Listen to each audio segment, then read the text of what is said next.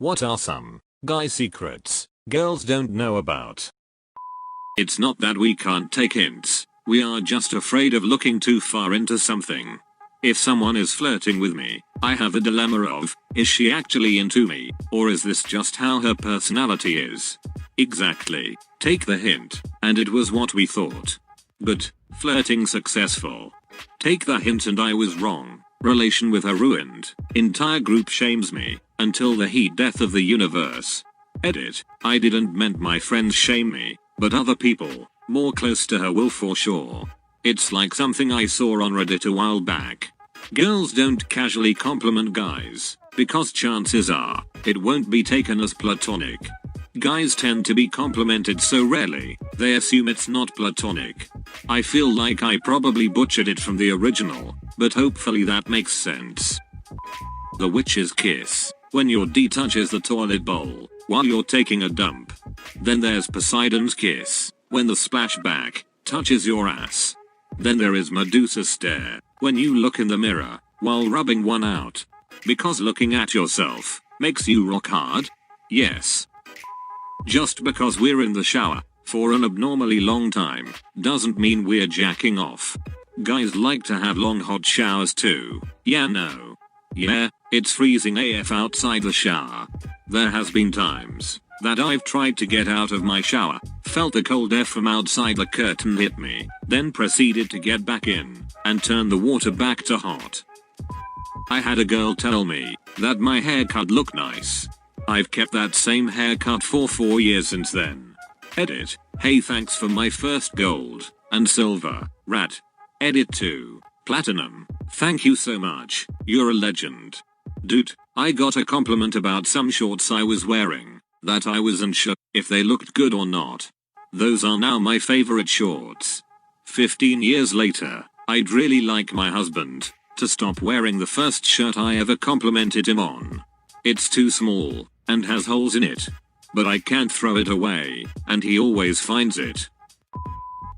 If you have a son, don't rush into his room and demand that he get up immediately to do chores or some ish. He definitely has morning wood and would appreciate not needing to hide a boner from his mom. Give him like 5 minutes. Cannot stress this enough. Do you know how awkward it is to have your mum wake you up and tell you to get straight out of bed to do something?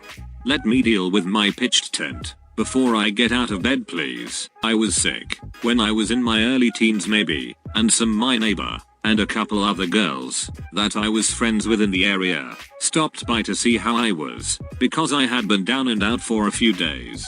I'm in my room with all the curtains drawn, feeling like I'm dying, and under like 3 thick blankets. My mom thinks, let's let them in, and they can see for themselves. She lets them into my room, and tries to tell me to get up, that I have company. When I just grunt dismissively, she grabs the covers, and rip them back, so I can't try to roll over, and bury myself in them. Thankfully I had a shirt and pajamas, bottoms on, but I can never understand her thought process after all these years, as to why she thought that was a good idea. If you want something to happen between us, you gotta meet us halfway. If we're not making a move, we are probably doing our best to not fuck it up. When girls don't do anything and expect us to just take charge, like I got no problem, long as I have some form of acknowledgement that you are down for that. Nothing equals no for me. I grew sick of guy standards when dating. Sister set me up with the number of a friend of a friend. We text off and on for a week, went on a simple coffee date, but I wasn't feeling it, so I never pursued anything after that. Apparently, she was upset and wanted to hear from me again, and my sister told me what I did was rude. Why? I had no interest in seeing her again, was already 3 dates in with another girl I liked more, and who's now my wife, so clearly I made the right call. But what bugged me the most? She had my number as well, and could have texted me herself if she was interested in a second date. That's not how it works. You're the guy, you text or call her. Right. Which I didn't do, which should tell you and her how I felt the date went. Guys also like to be walked up to and asked out. My current girlfriend, soon to be F&K, asked me out.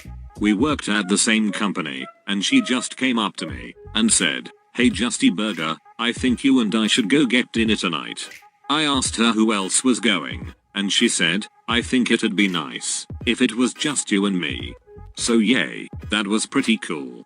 There is a guy at my office I really want to ask out, and you might have just given me the courage to do it. Edit. Not sure if anyone will see this, but today I talked to him casually for a few minutes at lunch. Our first time talking. We've only smiled at each other until now, and before he left the office later in the day, he stopped by my desk and asked me out. Yay. As a favor, I worked on a girl's car one time, and got pretty dirty. Afterwards, she asked me if I wanted to come inside and take a shower. I told her no, because I hadn't brought any clean clothes to put on after the shower. She just kinda giggled. Yeah, us guys aren't exactly too bright when it comes to reading between the lines.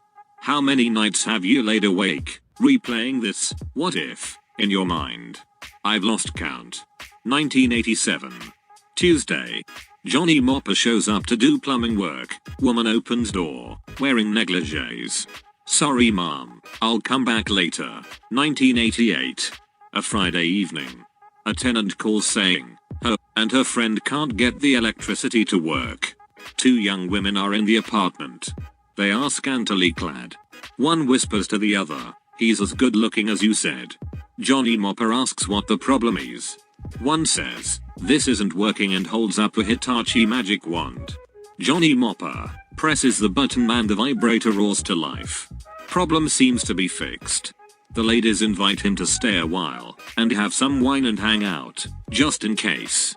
That's alright. Don't want to intrude. And he politely leaves the pouting girls behind, etc. Edit. I had misread the question he was answering as, "How many times has this happened to you?"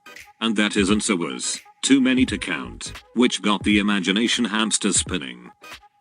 Men have just as many issues with mental health. Depression, anxiety, body issues. Please recognize this. I hate living in a world where it's not socially acceptable for men to talk about these things. A lot of guys would talk about their experiences and issues, but don't feel like they can. I feel like we just sort of ignore the issue, and guys that have mental health issues are sort of looked down upon, because men are all supposed to be outgoing and confident. Maybe you have a guy friend who doesn't get out a lot. Maybe he's acting strange, or isn't totally there. This might be why. Edit. Thank you for the gold and silver. It's my first time receiving them. I just wanna say, this isn't a competition. Mental health issues are experienced by everyone, and it's a very serious issue that isn't talked about enough, especially for men. That's my point.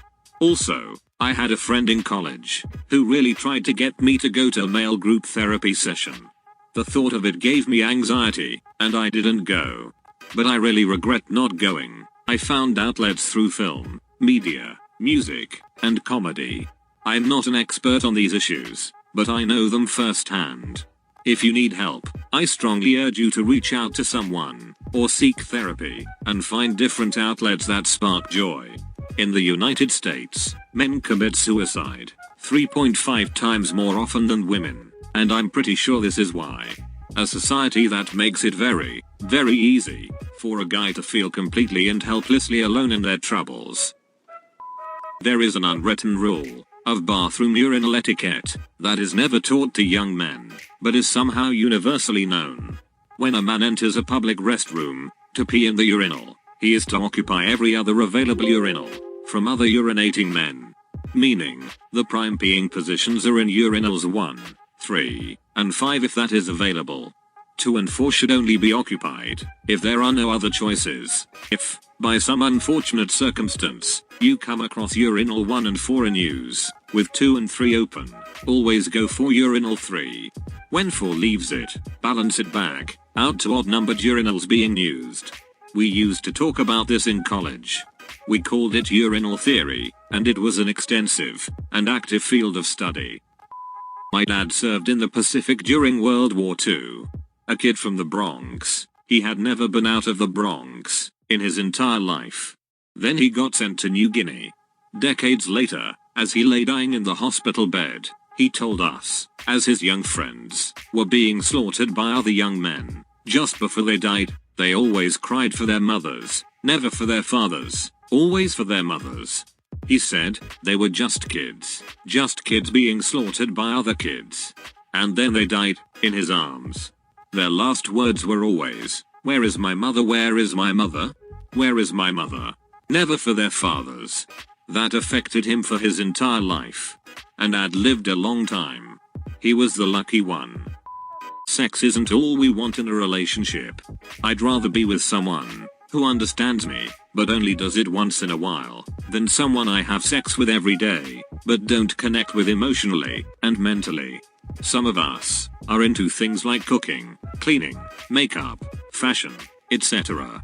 It doesn't necessarily mean we're gay. Please don't tell us to man up. A lot of us were constantly told that growing up, whenever we tried to express ourselves, so you saying it will often bring up bad memories. Men can be abused. Men can be raped. Men also tend to be more suicidal, because society tells us we're weak if we try to discuss these things.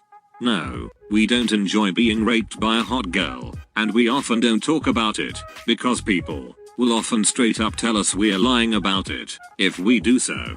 You need an award. I've had sex-hungry partners in the past. Girls that just wanted to do it every night and every morning.